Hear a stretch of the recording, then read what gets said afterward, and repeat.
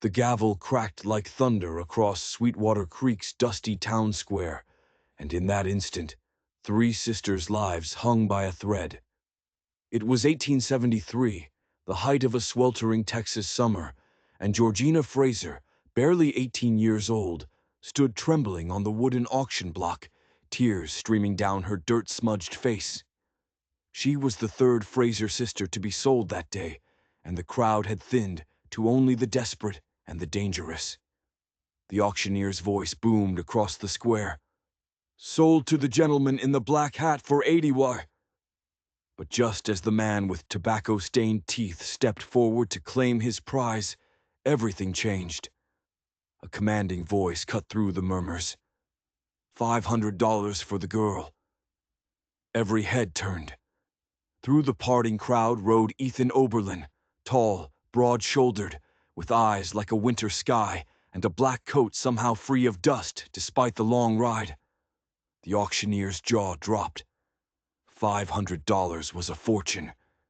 But the man in the black hat wasn't backing down. "I already bought her fair and square," he protested. Ethan dismounted with fluid grace, his hand resting casually near his gun belt. $600, he said softly. Then he delivered the twist that left everyone speechless. "Actually, 700 for all three Fraser sisters." The square went silent. The other two sisters had already been sold hours ago, already carted off by their buyers. Retrieving them seemed impossible. But Ethan reached into his vest and withdrew a leather pouch heavy with gold. "I'll pay double whatever you got for the other two," he told the auctioneer. "Plus an extra 100 for your trouble in getting them back." The auctioneer caught the pouch with fumbling hands, feeling the weight of possibility and profit. "But sir, they've already left." "Then I suggest you start sending riders," Ethan interrupted, his voice hardening to steel. Georgina stared at this stranger who had just spent a fortune to reunite her with her sisters. Hope and terror warred in her chest.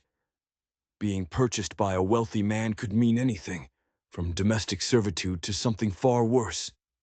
She found her voice. "Sir, my sisters." Ethan turned to her, and for the first time his stern expression softened. "Miss Fraser, I have no intention of separating you from your family. You have my word they'll be returned before nightfall." Could he be trusted? Georgina had no choice but to find out. 3 hours later, as the sun painted the horizon in shades of fire, a carriage approached Ethan's modest hotel. Georgina, freshly washed and dressed in clean clothes he'd provided, rushed to the window at the sound of wheels on gravel. The carriage door swung open, and two young women emerged. Grace, 23, with honey-blonde hair and deep green eyes, and Gabriella, 20, with copper-tinged locks cascading over her shoulders. "Grace! Gabriella!" Georgina cried, flinging herself into her eldest sister's arms. They clung to each other, bodies shaking with sobs of relief. "I thought I'd never see you again," Gabriella whispered, her voice breaking. "How is this possible?" "That would be me," Ethan said, stepping from the hotel entrance. "Ethan Oberlin, ladies. I apologize for the circumstances of our meeting." The three sisters turned to face him, still holding on to each other as if afraid they might be torn apart again at any moment. Grace, ever the practical one, studied him with wary eyes. "Why would you do this?" she asked, her voice steady despite tears on her cheeks. "What do you want from us?" "A fair question," Ethan acknowledged. "I'm looking for staff for my ranch about 20 miles north. I need a housekeeper, a cook, and someone good with figures for the accounts. I heard about the auction and thought we might help each other." "So we're to be your servants?" Gabriella asked defiantly. "Employees," Ethan corrected. "With fair wages, proper accommodations, and the freedom to leave once you've worked off the cost of your purchase." He paused, letting that sink in. "I've had rooms prepared for you here tonight. We'll leave for the ranch tomorrow morning if that's acceptable." Grace exchanged glances with her sisters.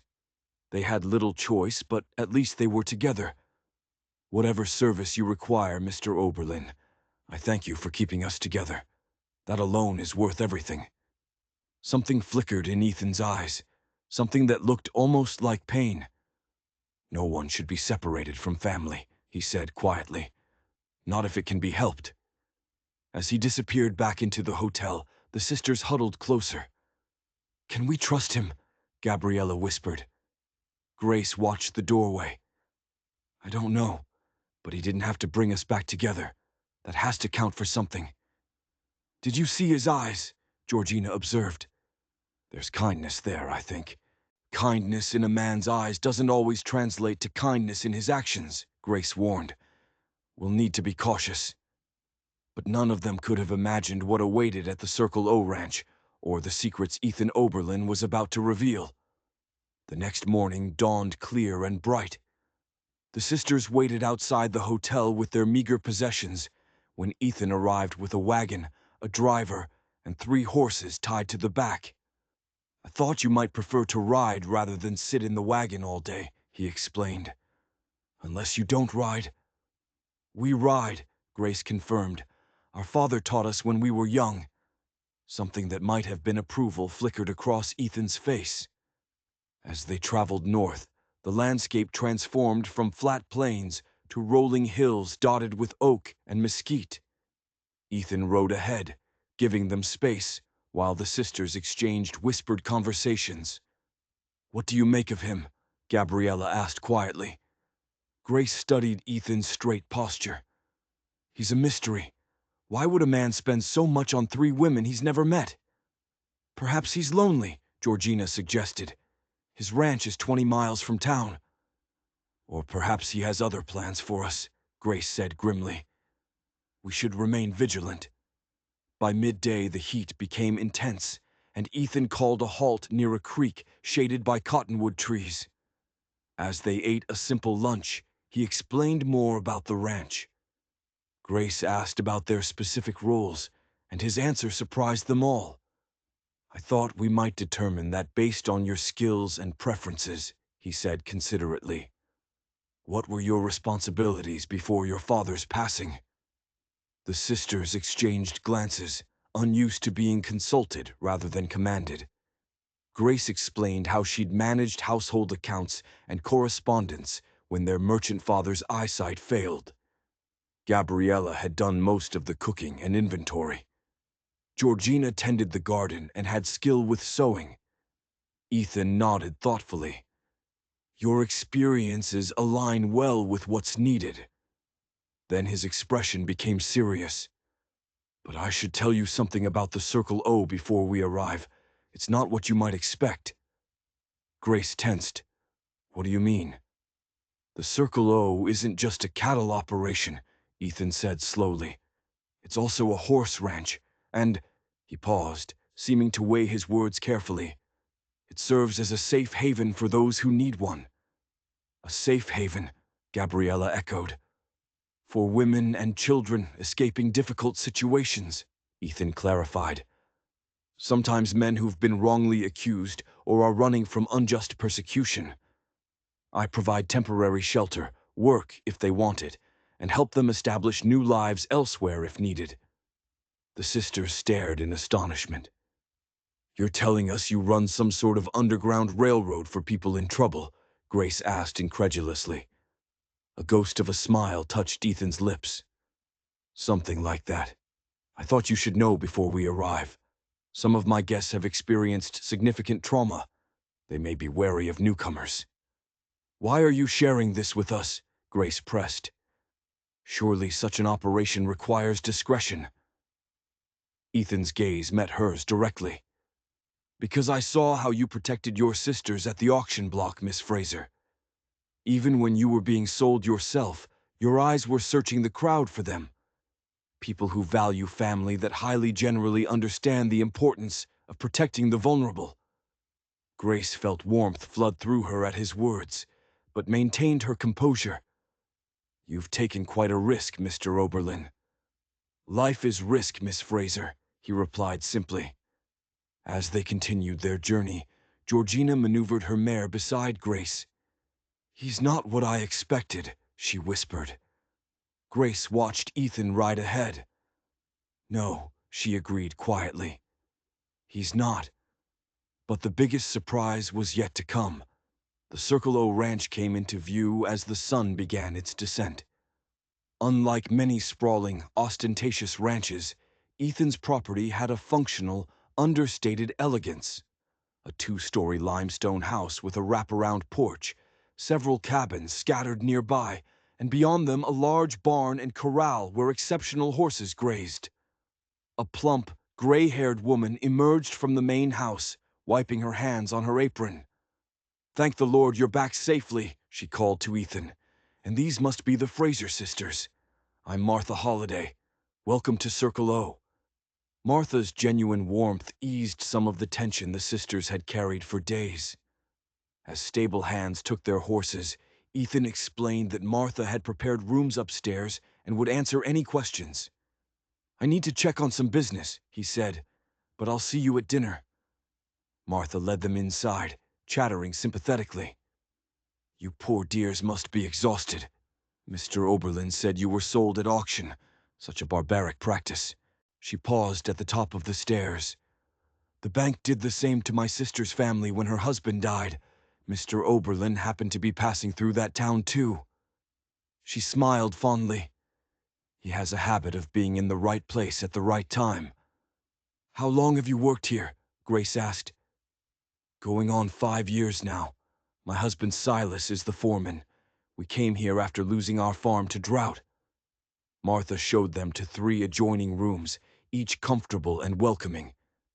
"There's only one rule Mr. Oberlin insists upon. Everyone eats together, no matter their station." After Martha left, the sisters gathered in Grace's room. "Did you notice there are no locks on the doors?" Georgina pointed out. "That doesn't necessarily mean anything sinister," Grace said, though uncertainty crept into her voice. What they couldn't know was that dinner would reveal even more shocking truths about Ethan Oberlin and the Circle O Ranch. When the sisters descended that evening, they found about 15 people already seated around a long table. Ethan rose when they entered. "Ladies, please join us. I'd like to introduce you to everyone."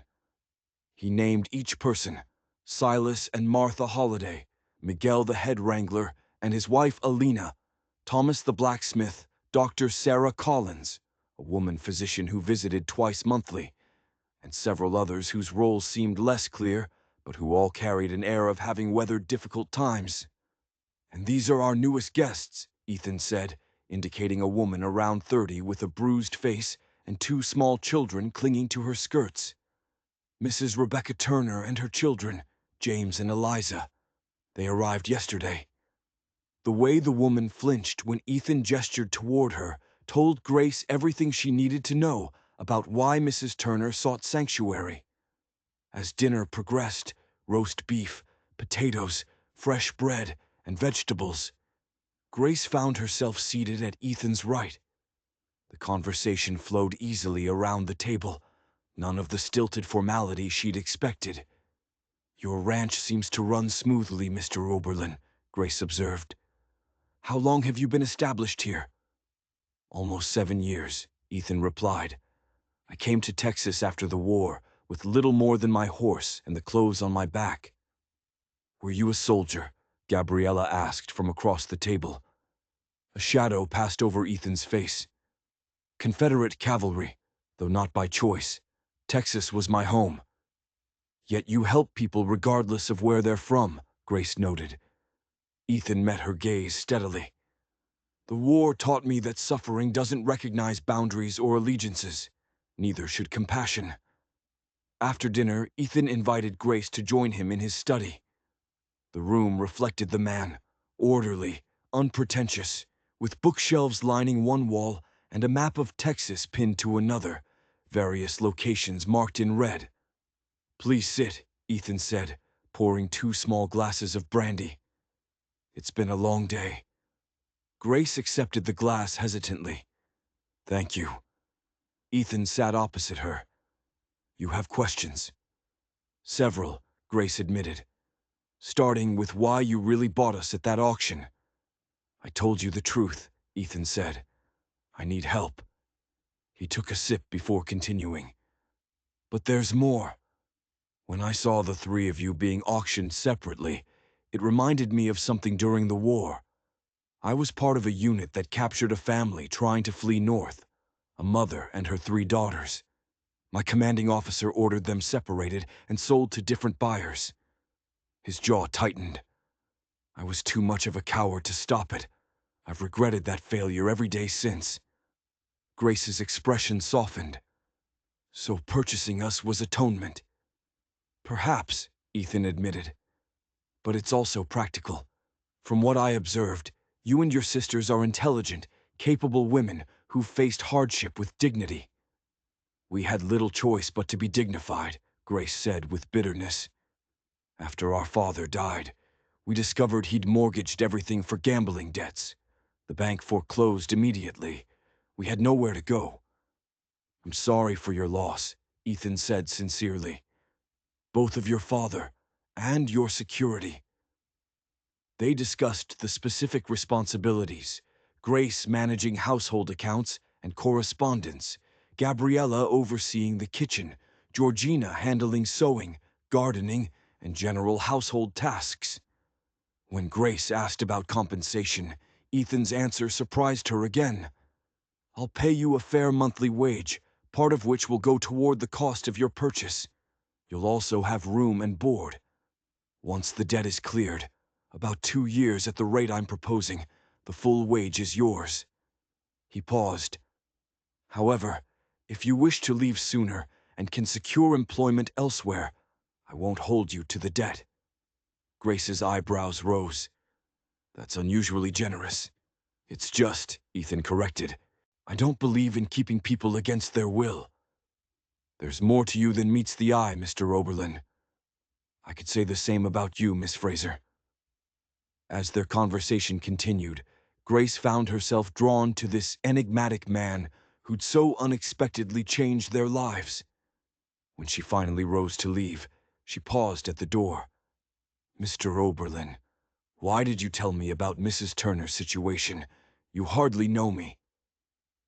Ethan's gaze was steady. Because I'm trusting you with the welfare of this household, Miss Fraser. That includes understanding the risks we sometimes take. Grace nodded slowly, her mind whirling with impressions. Upstairs, her sisters waited eagerly for details. She relayed the entire conversation, watching their expressions shift from concern to cautious optimism. It sounds too good to be true, Gabriella said skeptically. Perhaps, Grace conceded. But Mrs. Holliday seems genuinely fond of him, and the other residents appear well treated. For now, I think we should accept his offer while remaining alert. I like him, Georgina declared softly. He has kind eyes. Grace smiled at her youngest sister's romantic nature, but found herself thinking of Ethan's words about family and protection. Perhaps they had found not just employment, but a temporary sanctuary. What none of them knew was that the real test was coming, and much sooner than anyone expected. Over the next few weeks, the Fraser sisters settled into life at Circle O. Grace discovered Ethan's business affairs were more extensive than she'd realized. Besides cattle and horses, he had investments in several nearby towns and maintained correspondence with a network helping relocate refugees. Gabriella flourished in the kitchen, working with Martha to prepare meals for the ever-changing household. Her creativity with food impressed even seasoned ranch hands, and Ethan made a point of complimenting her innovations. Georgina found her place tending the garden and helping Rebecca Turner with her children. Her gentle nature made her a favorite among the youngest residents. As summer progressed, the sisters' guard slowly dropped, fear receding and replaced by growing security. But in late August, everything changed. Grace was working in the study one evening when Ethan returned from a 3-day trip to Austin. How have things been in my absence? He asked, dusty but still carrying himself with quiet dignity. "Quite well," Grace reported. Then she hesitated. "We received a letter that might concern you." She handed him an envelope, addressed in bold, angular handwriting. "It arrived yesterday. The sender identified himself as Marshal James Turner." Ethan's expression tightened as he read. "He's coming to search for her. He claims to have information that Rebecca might be in this area." "What will you do?" "I'll need to move Rebecca and the children to New Mexico sooner than planned." Ethan looked thoughtful. "We'll need a distraction when the marshal arrives, something to occupy his attention while they're transported away safely." Grace raised an eyebrow. "What kind of distraction?" "A dinner party. We'll invite prominent ranchers and businessmen from the area. The marshal would be hard-pressed to conduct a thorough search with 24 witnesses present." Grace's mind turned to logistics. "When do you expect him?" "The letter is dated 4 days ago. I'd estimate 3 or 4 days at most." Grace nodded decisively. "I'll speak with Gabriella about the menu and have invitations sent tomorrow morning. We can use the pretext of celebrating the successful horse sale." Ethan studied her with something like admiration. "You don't seem particularly troubled by deceiving a law enforcement officer." "A badge doesn't make a man just, Mr. Oberlin," Grace replied evenly. "I've seen the marks on Rebecca's back. No one deserves such treatment." A smile touched Ethan's mouth.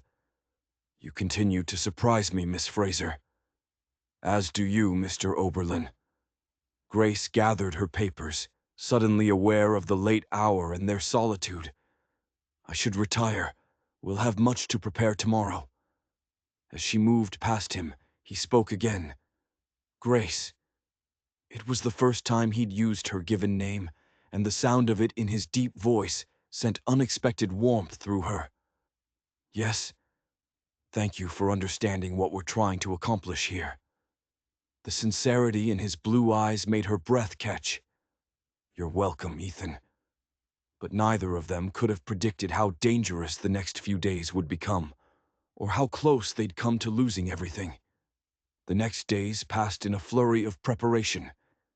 Invitations were dispatched, the house was cleaned, Gabriella planned an elaborate menu. Rebecca and her children were moved to a remote cabin, with Silas standing guard while arrangements were finalized for their journey to New Mexico. On the morning of the party, Grace was supervising flower arrangements when Ethan found her. "Marshal Turner has been spotted in town," he said without preamble. "One of our hands saw him asking questions." Grace straightened. "How long do we have?" "A few hours at most. I've sent Miguel to escort Rebecca and the children to the meeting point." "Good." Grace reviewed their preparations mentally. The first guests should arrive around 5. If the marshal follows directions he'll receive in town, he should reach us just as dinner is being served. "I've instructed the hands to be vigilant, but not obviously so," Ethan said. "What about my sisters?" "Gabriella will be busy in the kitchen, and Georgina has agreed to entertain the children of our guests. They'll be safer not knowing details for now." Grace bit her lip, torn between protecting her sisters and keeping them informed. Ethan seemed to sense her conflict. "I promise you, Grace, I won't let any harm come to them or to you." The intensity in his gaze made her heart skip. "I know," she said softly, surprised to realize she meant it. The first guests began arriving after 5, neighboring ranchers, merchants, their wives. Ethan greeted each with practiced charm, while Grace circulated, ensuring everyone was comfortable. By 6:30, 20 guests enjoyed Gabriella's feast in the large dining room. Grace was beginning to relax when she noticed Ethan stiffen, his eyes fixed beyond the windows. Following his gaze, she saw a dust cloud approaching. "Ladies and gentlemen," Ethan announced, rising with a glass, "I'd like to propose a toast to the continued prosperity of our community." As guests lifted their glasses, hoofbeats grew louder, followed by boots on the porch. A hard knock sounded at the front door. "I'll see to our unexpected visitor," Ethan said smoothly. Grace's heart pounded as Ethan left the room. Conversation continued around the table, but Grace strained to hear the exchange at the door. Minutes later, Ethan returned with a tall, broad-shouldered man in a marshal's uniform. The newcomer's cold gray eyes scanned the room with calculated precision. "Ladies and gentlemen, please excuse the interruption," Ethan said pleasantly. "This is Marshal James Turner from Pine Ridge. He's tracking some fugitives and has requested permission to search the property." Murmurs of curiosity rippled through the gathering. "Marshal, as you can see, we're celebrating," Ethan continued. "You're welcome to join us for dessert while my foreman escorts you around afterward." Turner's gaze locked on Grace. "Much obliged, Mr. Oberlin, but I won't intrude long. I'm looking for a woman and 2 young children, my wife who's become confused in recent months. I'm concerned for her safety and our children's." Grace fought to keep her expression neutral, though disgust churned in her stomach at the man's smooth lies. "I don't recall seeing anyone matching that description," Ethan said conversationally. "But you're welcome to speak with my staff and hands."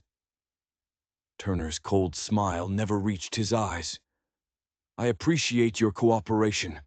I understand you take in various guests at your ranch, an admirable charitable endeavor." The emphasis he placed on guests made it clear he knew exactly what kind of sanctuary Circle O provided. "We try to be good neighbors," Ethan replied evenly. "Now won't you have coffee? Mrs. Fraser, would you mind asking your sister to prepare a cup?" Grace rose gracefully, recognizing Ethan's strategy to remove her from Turner's sight. In the kitchen, she found Gabriella supervising desserts. "We have a situation," Grace whispered urgently, quickly explaining. "Are Rebecca and the children safe?"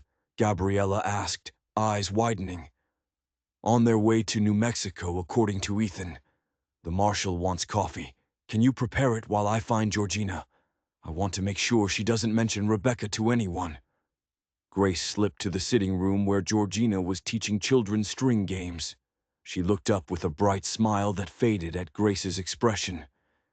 Grace quickly explained, keeping her voice low. "If the marshal questions you, just say you've been too busy to notice visitors. The less detail, the better." Georgina nodded seriously. "I understand."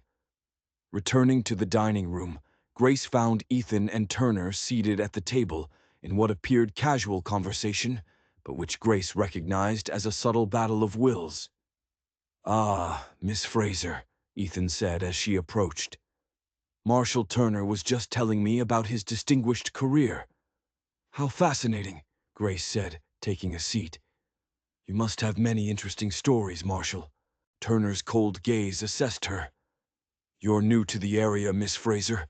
I don't recall seeing you on previous visits." "My sisters and I arrived about a month ago," Grace replied with a polite smile. "Mr. Oberlin kindly offered us employment after our father's passing left us in reduced circumstances." "3 sisters, you say?" Turner's eyes narrowed slightly. "All of you work here?" "Yes," Grace confirmed, her heart accelerating. "We're fortunate to have found such a respectable position." Before Turner could question further, Gabriella arrived with coffee. The marshal accepted it with a nod, but set it aside without drinking. Rising to his feet, he said, "I appreciate your hospitality, Mr. Oberlin, but I should begin my search before it gets darker." "Of course," Ethan said, standing as well. "Silas will show you around." For the next hour, Grace moved among guests while acutely aware of the marshal's presence outside. Occasionally, she caught glimpses of him and Silas through windows as they inspected outbuildings and cabins. It was nearly 9 when Ethan and the marshal returned. Most guests had departed, leaving only a few neighbors playing cards in the parlor. "Well, Mr. Oberlin," Turner said, suppressed anger in his voice. It appears my information was incorrect. I appreciate your cooperation. Always happy to assist an officer of the law, Ethan replied smoothly. I hope you find your family soon. Turner's jaw tightened at Ethan's deliberate emphasis. I'm sure I will. They can't have gone far, not without help. His gaze swept the room, lingering on Grace before returning to Ethan. You've built quite a reputation in these parts, Mr. Oberlin. A man who helps those in need regardless of circumstances. A noble calling. I believe in second chances, Marshal. As do I, Turner said, placing his hat on his head with deliberate precision. But I also believe in justice. Sooner or later, everyone faces the consequences of their choices. The threat was unmistakable. After Turner's departure, palpable tension lifted from the house. The remaining guests left shortly afterward, complimenting the evening before heading into the night. When the last carriage disappeared, Grace found Ethan on the porch, staring after Turner's distant figure. You think he suspects? She asked quietly. He knows, Ethan replied grimly. He doesn't have proof, but he knows. Will he return? Ethan turned to look at her, his expression softening in the lantern light. Not immediately. He'll try to track Rebecca through other means first. By the time he exhausts those options, they'll be safely established in New Mexico under new names. Relief washed through Grace. Thank you for what you did for them. I should be thanking you, Ethan said, surprising her. Your quick thinking and composure made tonight possible. It wasn't difficult to play hostess, Grace demurred. It is when you're deceiving a dangerous man searching for his abused wife. Ethan's voice was quiet but intense. You showed remarkable courage, Grace. She looked up at him, suddenly aware of how close they were standing, the way night air carried the scent of his shaving soap mixed with leather and horses. I've discovered I'm braver than I thought when protecting those who need it. Something shifted in Ethan's gaze, a warmth that hadn't been there before. For a moment, Grace thought he might say more, or perhaps move closer, but instead he straightened and stepped back. It's late. You should rest. Grace felt a flicker of disappointment, but nodded. Good night, Ethan. As she turned to go, his voice stopped her. Grace, she looked back. Yes? I'm glad you and your sisters came to Circle O. The simple statement, delivered with such quiet sincerity, sent warmth through her that lingered long after she'd retired to her room. But unknown to either of them, Marshal Turner was far from finished, and his next move would put everyone at Circle O in mortal danger. The weeks that followed saw a gradual shift in the relationship between Ethan and the Fraser sisters, particularly Grace. What had begun as employer-employee evolved into partnership as Grace's management skills proved invaluable. Ethan increasingly sought her counsel on business matters, and they often spent evenings in the study discussing everything from horse breeding to the complex network of safe houses across 3 states. Grace found herself looking forward to these conversations, not just for intellectual stimulation, but to learn more about the enigmatic man who'd changed her life. I never asked how you came to own this ranch, Grace said one evening in late September, as they reviewed correspondence over brandy. You mentioned coming to Texas with nothing. Ethan leaned back, thoughtful. That's a story that requires more brandy. He refilled their glasses. The previous owner was a Union sympathizer named Howard Grant. During the war, neighbors made life difficult for him, refusing business, threatening violence. When Grant's son was killed fighting for the Union, he and his wife decided to return to Pennsylvania. But they couldn't sell. No one would buy from a Yankee lover. Ethan took a sip. I met Grant by chance in a general store. I was looking for work and overheard him telling the shopkeeper he needed help transporting belongings. So I offered my services, escorted them to the nearest rail station, protecting their wagon from threats. During the journey, we talked a great deal. When we reached the station, Grant handed me the deed to this property and a letter granting me ownership. Grace's eyes widened. He simply gave you a ranch? He did. I tried to refuse. It seemed too much, but he insisted. Make something good of it, he told me. Something that matters. And you have, Grace said softly. You've created a place of safety and new beginnings. Ethan's gaze met hers, intense and searching. It wasn't always easy. The locals were suspicious. A former Confederate taking over a Union sympathizer's property. It took time to earn their trust. Yet now you're respected throughout the county. Respect is useful, Ethan said with a slight shrug. It provides cover for the work that truly matters, helping people like Rebecca Turner. He paused. And people like you and your sisters. Grace felt a flutter in her chest. We're hardly in the same situation. Weren't you? Ethan's expression was gentle. Perhaps not fleeing physical abuse, but you were certainly victims of circumstance and a system that treats women as property to be auctioned. Grace couldn't argue with that assessment. True enough, though I sometimes wonder if we've merely exchanged one form of dependency for another. Ethan set down his glass, expression serious. Grace, I want to be clear about something. You and your sisters are not indentured servants. If at any point you wish to leave, together or separately, you're free to do so. The debt is an accounting fiction as far as I'm concerned. Grace stared, surprised by both his words and their intensity. Then why maintain the pretense? Because I thought it might be easier for you to accept help if it came with the structure of a business arrangement rather than charity. He ran a hand through his hair. I had no right to make that assumption. I apologize. The sincerity in his voice touched something deep within Grace. No apology needed. You've been more than fair with us. Then stay because you want to, not because you feel obligated, he said quietly. Circle O is better for having you here. All of you. Their eyes met across the desk, and for a moment Grace felt something unspoken pass between them, something that made her heart beat faster and her cheeks grow warm. Before she could respond, a knock interrupted them. Georgina entered, expression anxious. I'm sorry to interrupt, but a rider just arrived. He says it's urgent. Ethan was on his feet immediately. Where is he? In the kitchen. Martha's giving him something to eat. He looks exhausted, like he's been riding hard for days. In the kitchen, they found a young man in dust-covered clothes hunched over stew. He looked up, face haggard with fatigue.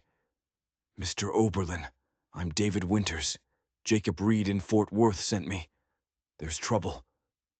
Ethan's expression tightened. What kind? Marshal Turner's formed a posse. They're not just looking for his wife anymore. They're targeting all the safe houses in the network. 3 have already been raided this past week. Ethan's knuckles whitened as he gripped the chair. Casualties. 2 men killed resisting arrest in Dallas. Several others taken into custody, including women and children. David lowered his voice. Turner's claiming he's breaking up a criminal conspiracy, harboring fugitives. How did he discover the other safe houses? Grace asked, mind racing. David shook his head wearily. No one knows for sure. Jacob thinks someone might have been caught and forced to talk. Ethan's expression was grim. How much time do we have? A few days at most. Jacob said Turner's gathered about 15 men, deputies, and hired guns, and they're moving systematically through the region. Circle O is likely on their list. Grace felt cold fear form in her stomach. What will you do?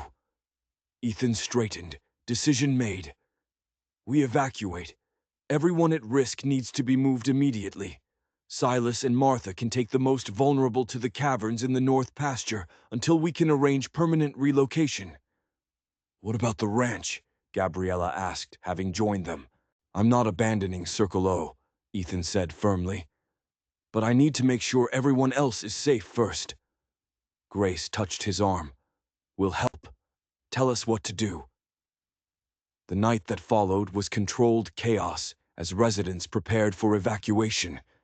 By dawn, only Ethan, Silas, and Martha, Miguel and his wife, the Fraser sisters, and 2 ranch hands remained.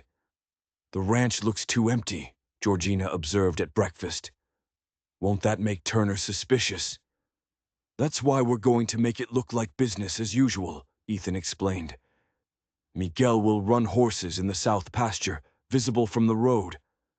Silas and the hands will work the cattle. You girls will continue normal routines in the house. While you do what? Grace asked, noticing he hadn't included himself. Ethan's expression was resolute. I'm going to meet Turner before he reaches the ranch. Try to reason with him. That's too dangerous, Grace protested. You heard David. Turner's already responsible for 2 deaths. He's not interested in reason. I have to try, Ethan insisted. This is my fight, not yours. It became our fight the moment we chose to stay, Grace countered, her voice rising. The moment we helped Rebecca, we're all part of this now. The others nodded agreement, faces showing determination.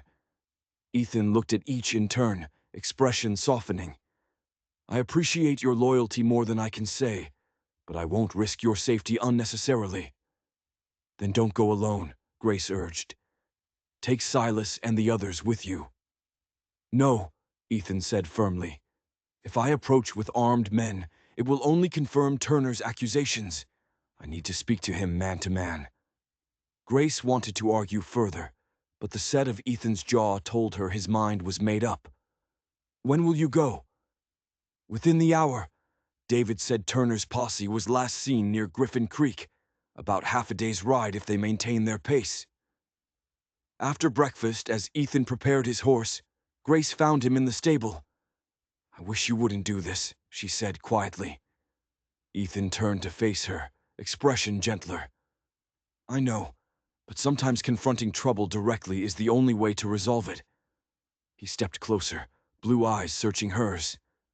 Grace, I need to ask something. If I don't return by sundown, take your sisters and leave. Martha knows of a place in Colorado where you'll be safe. Promise me you won't stay here waiting for trouble. The thought of leaving without knowing his fate was unbearable, but Grace nodded reluctantly. I promise, but only if you promise to do everything in your power to return safely. I promise. His hand reached out to touch her cheek briefly, a gesture so unexpected and tender that tears sprang to Grace's eyes. You've brought something to Circle O I didn't realize was missing until you arrived. What's that? She whispered. Hope, he said simply. Hope for more than just survival. Before she could respond, he mounted and rode out, his figure silhouetted against the morning sun. The hours that followed were among the longest of Grace's life. She moved through duties mechanically, checking and rechecking accounts, organizing supplies, all while her mind remained focused on the road Ethan had taken. By mid-afternoon, with no sign of Ethan's return, dread settled over the ranch. Silas positioned himself on the porch with a spyglass, scanning the horizon. Anything? Grace asked during a break. The foreman shook his head, weathered face betraying concern. Not yet, Miss Grace, but Mr. Ethan's a capable man. He knows how to handle himself. Marshal Turner seems determined to destroy everything Ethan's built. Some men can't stand to see others doing good, Silas replied quietly. Reminds them too much of their own failings. As afternoon waned into evening, Grace gathered with her sisters in the kitchen, where Gabriella prepared supper no one had appetite for. He should have been back by now, Georgina said anxiously, peering out the window. Perhaps they're still talking, Gabriella suggested, though her tone lacked conviction. Negotiations can take time. Grace was about to respond when Martha burst through the door, face pale. Riders coming. At least a dozen, maybe more. Grace's heart sank. Ethan. Martha shook her head. No sign of him. Silas says it's Turner's posse. The sisters exchanged alarmed glances. What do we do? Georgina asked, voice trembling. Grace took a deep breath, steadying herself as she remembered her promise to Ethan. We stick to the plan. Act normal, as if this is just another day. Martha, please tell Miguel and the hands to do the same. As Martha hurried out, Grace turned to her sisters. If things go badly, we may need to leave quickly. Gabriella, pack food that won't spoil. Georgina, gather our essential belongings, just what we can carry on horseback. What about you? Gabriella asked, already moving toward the pantry. I'm going to meet Marshal Turner, Grace replied, squaring her shoulders. As household manager, it would be expected if Ethan is absent. Grace, no, Georgina protested. It's too dangerous. More dangerous if we all try to run with Turner's men surrounding the property, Grace countered. I'll try to buy us time, find out what's happened to Ethan if I can. Before her sisters could argue, hoofbeats and men's voices filled the yard. Grace moved to the window and saw Turner dismounting, flanked by a dozen hard-faced men. There was no sign of Ethan. Stay inside, she instructed her sisters. No matter what happens, stay inside until I come for you, or Silas gives the signal to leave. Stepping onto the porch, Grace presented calm composure that belied the fear churning in her stomach. Marshal Turner, she called, descending the steps. This is unexpected. I'm afraid Mr. Oberlin isn't here at present. Turner's cold gray eyes assessed her with clinical detachment. Miss Fraser, I think we both know that's not entirely accurate.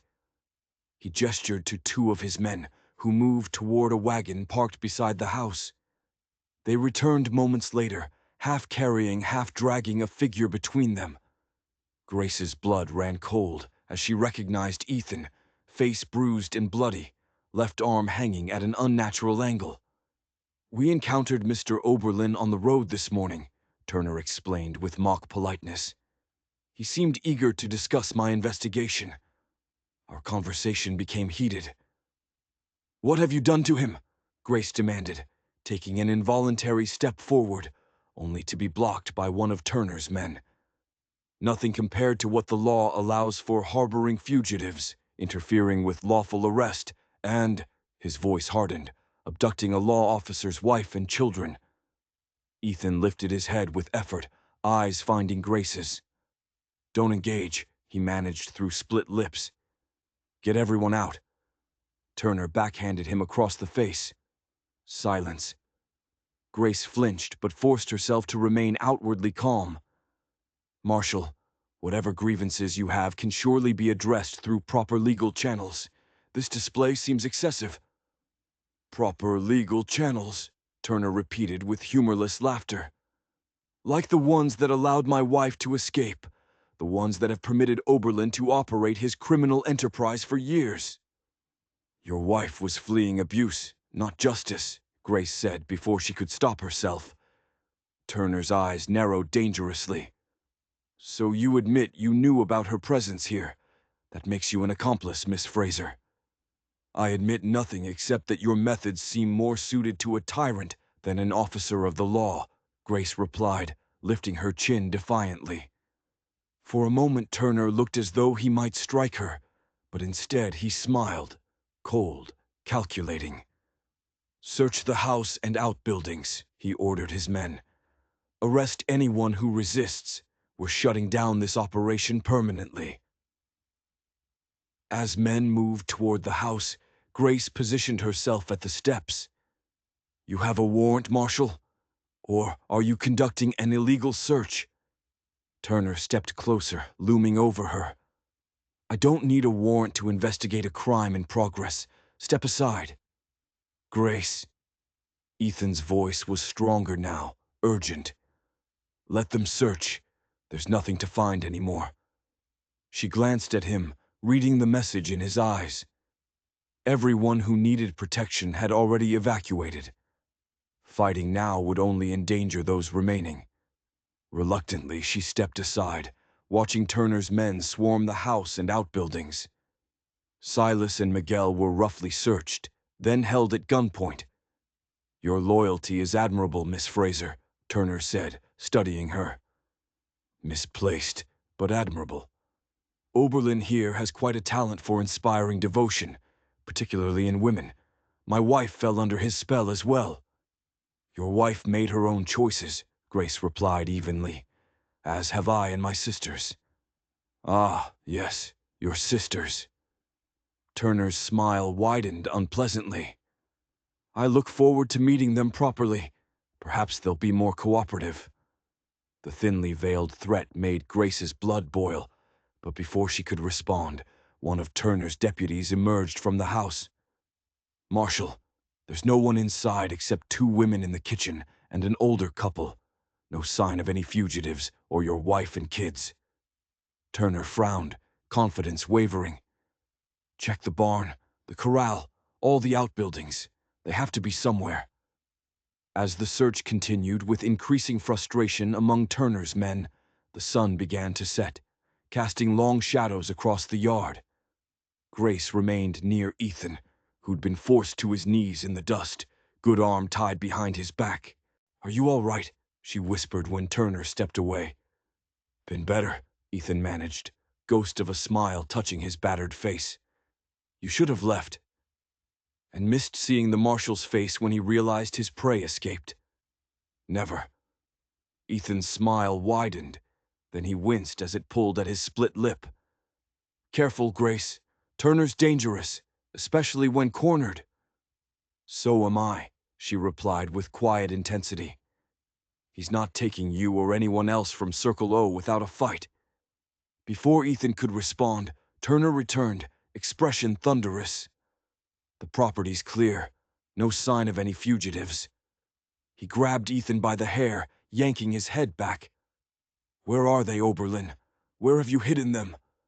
"Gone," Ethan replied with surprising calm. "Well beyond your reach by now, including Rebecca and the children. You've lost Turner." The marshal's face contorted with rage. He drew his pistol and pressed it to Ethan's temple. "Tell me where they are, or I'll put a bullet in your head right here." "No!" Grace cried, lunging forward, only to be caught and restrained by one of Turner's men. "You can't just execute him." "I can claim he resisted arrest," Turner snarled, not taking his eyes off Ethan. "Who would question a marshal's word against that of a criminal?" "Everyone in this county would question it," came a new voice from the edge of the yard. All heads turned to see riders approaching, led by an elderly man in a fine suit. Grace recognized Judge Harrington from their dinner party weeks earlier. "Judge Harrington," Turner said, lowering his gun slightly but not holstering it. "This doesn't concern you. When a U.S. Marshal conducts an armed raid in my jurisdiction without notifying my court, it very much concerns me," the judge replied, dismounting with aid from a younger man Grace recognized as the county sheriff. "Especially when that marshal has been suspended from duty pending investigation into abuse of power." A murmur ran through Turner's men, several exchanging uneasy glances. "What investigation?" Turner demanded. "I've received no such notification." "Perhaps because you've been too busy conducting illegal raids across 3 counties, the sheriff suggested, moving to stand beside the judge. "We've had telegrams from Dallas, Fort Worth, and as far east as Shreveport reporting similar actions. Actions undertaken without proper warrants or jurisdiction." Turner's face flushed with anger. "I'm pursuing fugitives from justice." "You're pursuing your wife and children, whom a court in Pine Ridge granted legal separation from you 3 months ago due to documented abuse," Judge Harrington corrected. "A fact you conveniently omitted when recruiting these men." Several of Turner's deputies looked distinctly uncomfortable. "Sheriff Mason here has warrants for your arrest on charges of assault, false imprisonment, and exceeding your authority," the judge continued. "I suggest you surrender your weapon and come peacefully." For a tense moment, it seemed Turner might resist. His finger tightened on the trigger still pressed against Ethan's head. Grace held her breath, heart pounding so loudly she was certain everyone could hear it. Then slowly, Turner lowered the pistol and handed it butt first to the sheriff. "This isn't over," he said, voice barely above a whisper. "Not by a long shot." As the sheriff placed Turner in handcuffs, Judge Harrington turned to the deputies and hired guns. "As for the rest of you, you have a choice. Those who genuinely believed they were upholding the law can depart now without charges. Those who knowingly participated in illegal acts will face prosecution." The majority quickly mounted and rode off, leaving only Turner and 3 others to be placed under arrest. Grace rushed to Ethan's side as soon as Turner was secured. With trembling hands, she untied the rope binding his arm and helped him to his feet. "How did the judge know to come?" she asked, supporting Ethan as he swayed. "Miguel," Ethan explained, voice strained with pain. "When we saw Turner's posse approaching on the road, I sent him to fetch the judge. Harrington's been a quiet supporter of our work for years." "You need a doctor," Grace said, noticing the increasing pallor of his face. "Your arm—" "Broken, I think," Ethan admitted. "Turner's men were thorough in their persuasion techniques." Judge Harrington approached, expression concerned. "Mr. Oberlin, you look terrible. Dr. Collins is in town. I can send a rider." "Thank you, Judge," Grace replied, before Ethan could refuse. "We would be most grateful." As the judge moved away, Gabriella and Georgina emerged from the house, rushing to join their sister. "Is it over?" Georgina asked, eyes wide with relief and lingering fear. "Are they really gone?" "It's over," Grace confirmed, still supporting Ethan's weight. "Help me get him inside. He needs to lie down until the doctor arrives." Together, the sisters managed to get Ethan inside and settled on a sofa in the parlor. Martha appeared with clean cloths and a basin of water to tend visible injuries while they awaited the doctor. "You were magnificent," Ethan murmured to Grace as she gently cleaned blood from his face. "Standing up to Turner like that, I've never seen anything braver." Grace smiled softly, heart full of emotions she could no longer deny. "I couldn't let him hurt you, not when I've only just found you." Ethan's eyes, despite pain clouding them, brightened at her words. He reached up with his uninjured hand to touch her cheek. "Grace Fraser, you continue to amaze me." "As you do me, Ethan Oberlin," she replied, covering his hand with her own. "Rest now. We have time for everything else." Dr. Sarah Collins arrived an hour later, confirming Ethan's arm was indeed broken, along with 2 ribs. She set the bone and wrapped his torso tightly, prescribing rest and willow bark tea for pain. "He'll heal," she assured Grace as they stood outside Ethan's bedroom after treatment. "He's strong and healthy, but he'll need care for several weeks." "He'll have it," Grace promised. "We're not going anywhere." In the days that followed, news spread throughout the county of Marshall Turner's arrest and exposure of his intimidation campaign. Judge Harrington ensured legal proceedings were swift and transparent, resulting in a lengthy prison sentence for the disgraced lawman. Gradually, those who'd fled Circle O before Turner's arrival began returning.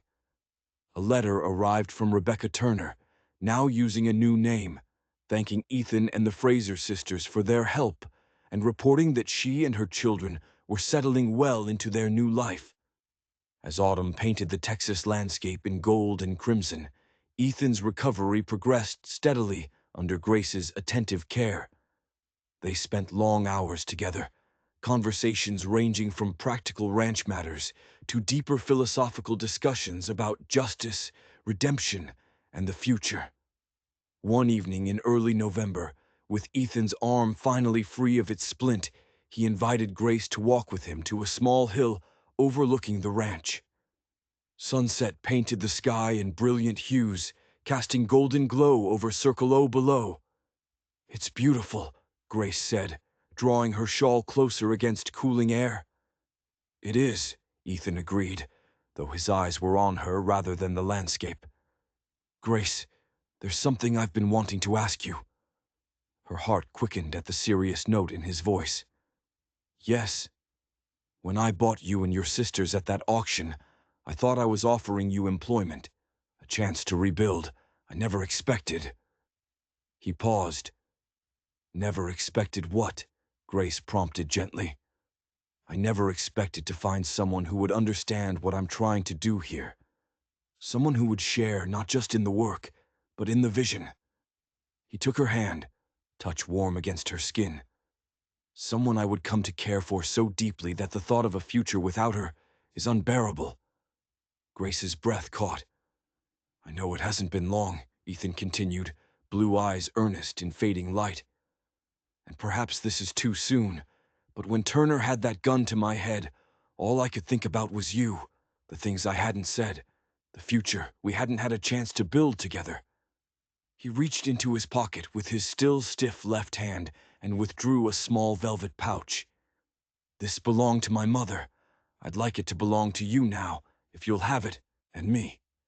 From the pouch he produced a ring, simple gold band set with a single pearl surrounded by tiny diamonds. Grace Fraser, I love you. Will you marry me? Tears filled Grace's eyes as emotion swelled in her chest. Yes, she whispered, then louder. Yes, Ethan Oberlin, I will marry you. He slipped the ring onto her finger, and as it caught the last rays of setting sun, Grace thought she had never seen anything more beautiful. Ethan pulled her close, his kiss tender, yet filled with promise of passion and partnership that awaited them. When they finally broke apart, Grace laughed softly. My sisters will be delighted. Georgina's been predicting this outcome since our first week here. And Gabriella? Ethan asked, keeping an arm around Grace's waist as they began walking back. Gabriella's more practical. She's been planning the wedding menu since the day you faced down Turner for us.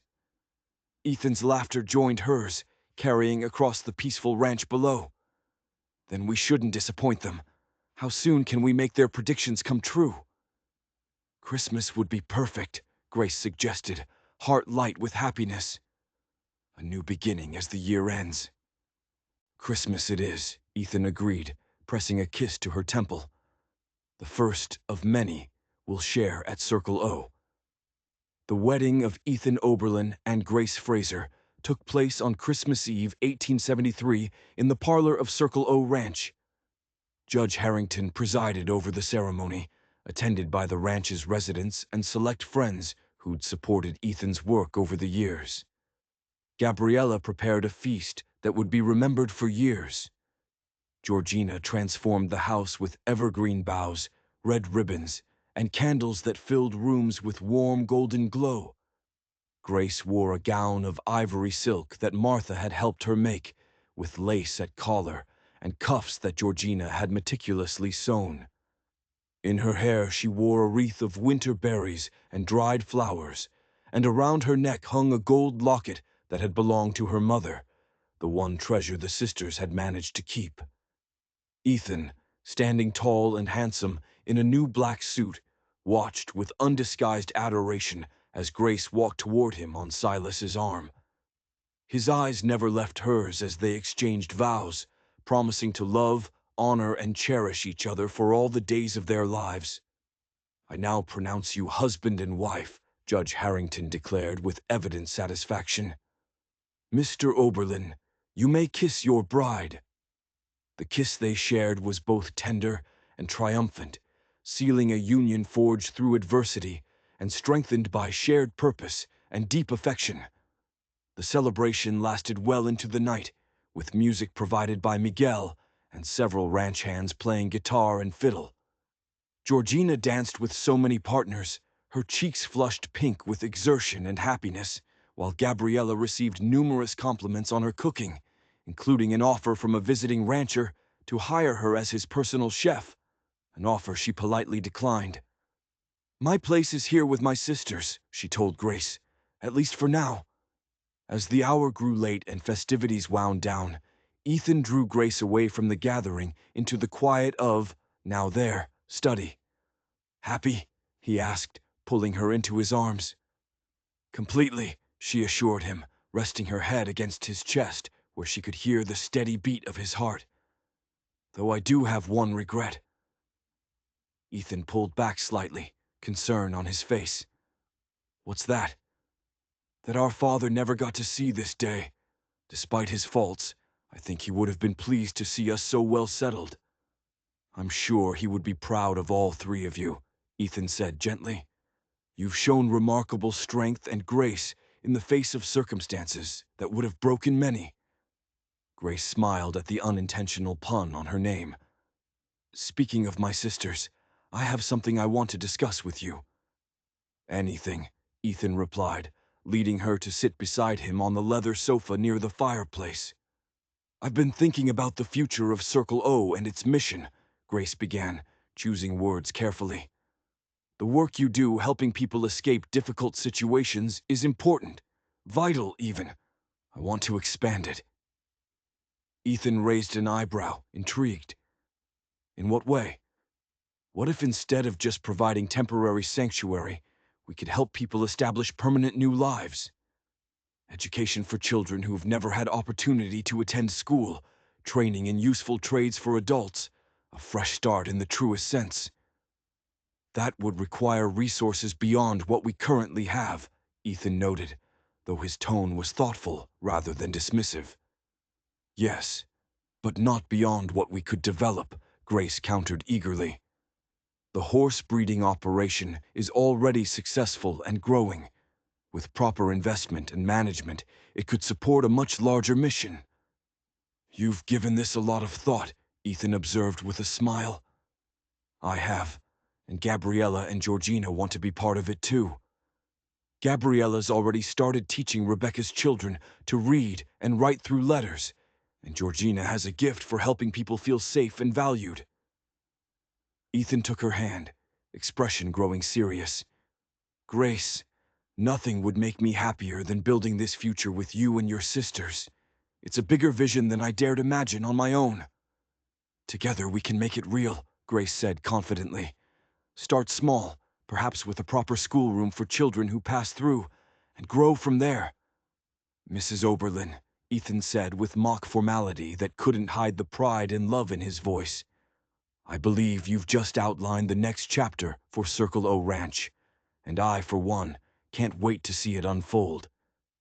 Their kiss sealed not just their marriage, but a shared commitment to a future built on compassion, justice, and the unshakable bond of family.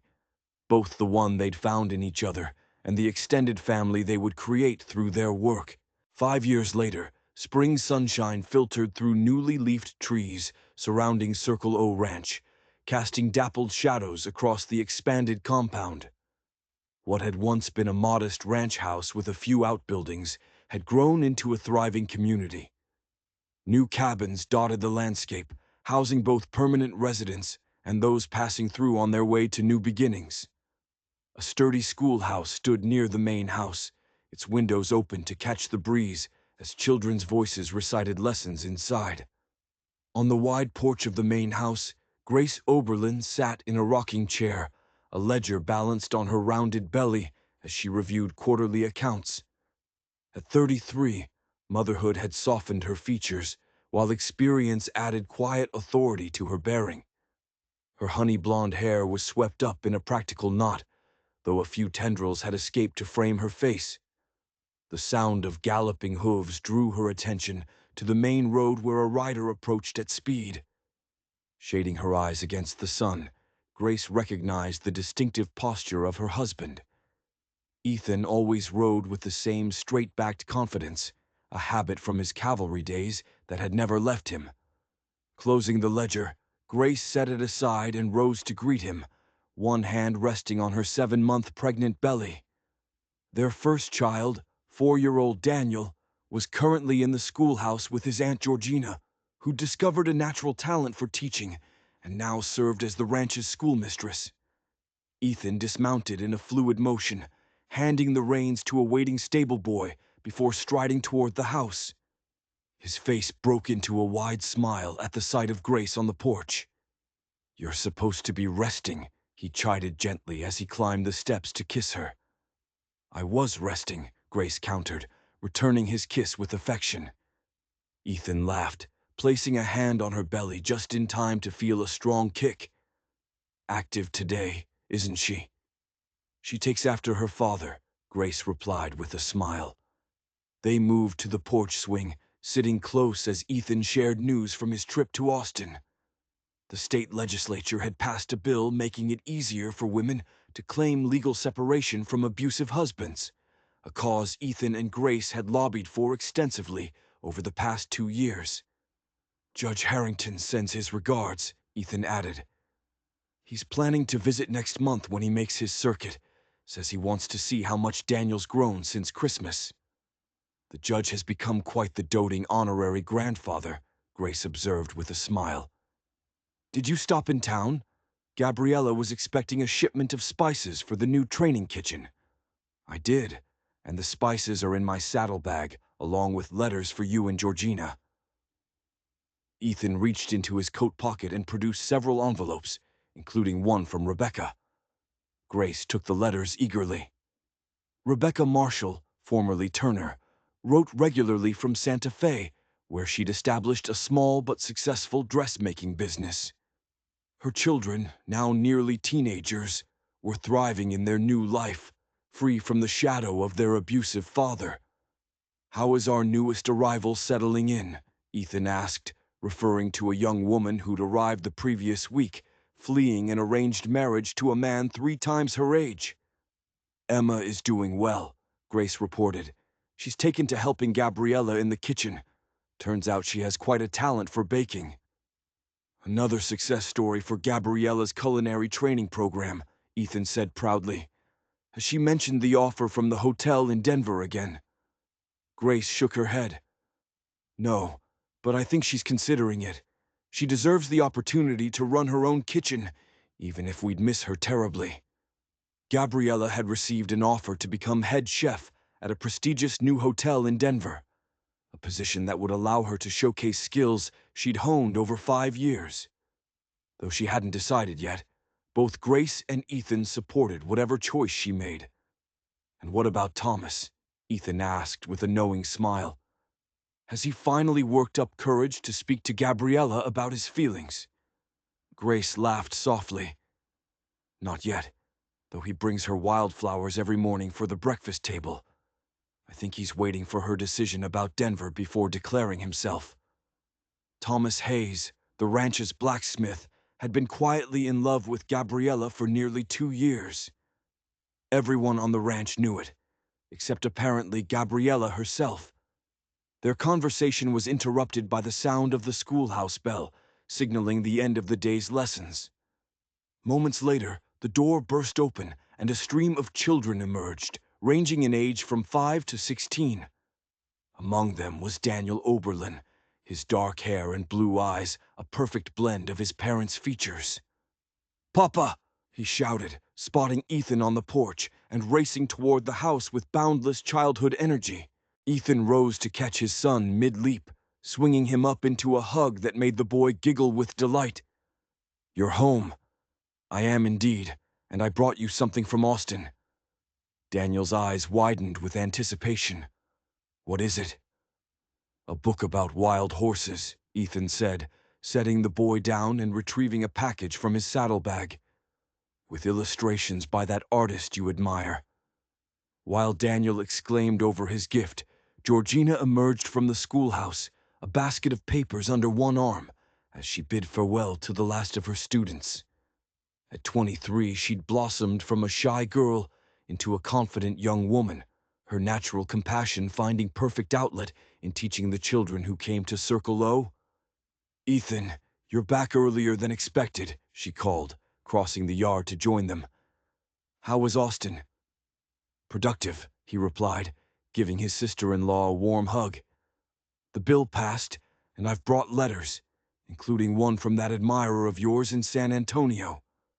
Georgina blushed prettily. "Mr. Wilson is a business associate, not an admirer."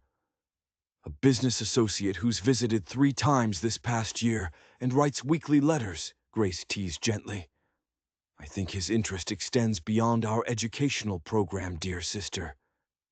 Andrew Wilson was a wealthy San Antonio businessman who'd become one of Circle O's most generous supporters after Georgina gave a presentation about their work at a charity gathering. His increasingly frequent visits and correspondence hadn't gone unnoticed. Perhaps, Georgina admitted, blush deepening. But unlike some, I'm in no hurry to change my circumstances. I'm quite content here with all of you and my students. That evening, as was tradition at Circle O, everyone gathered in the expanded dining room for the evening meal. Besides the Oberlins, Gabriella, and Georgina, there were 12 current guests ranging in age from 4 to 50, plus permanent staff that had grown to include a doctor, a carpenter, and several teachers who rotated between Circle O and similar sanctuaries established across Texas and neighboring territories. As Grace looked around the table, listening to the hum of conversation and watching Ethan interact with their son and others with the same gentle authority that had first drawn her to him, she felt profound gratitude. What had begun as a desperate situation, 3 sisters sold separately at auction, had transformed into a life of purpose, love, and family in the truest sense. Later that night, as she and Ethan prepared for bed, Grace shared this reflection with her husband. "Do you ever think about how different our lives might have been if you hadn't been in Sweetwater Creek that day?"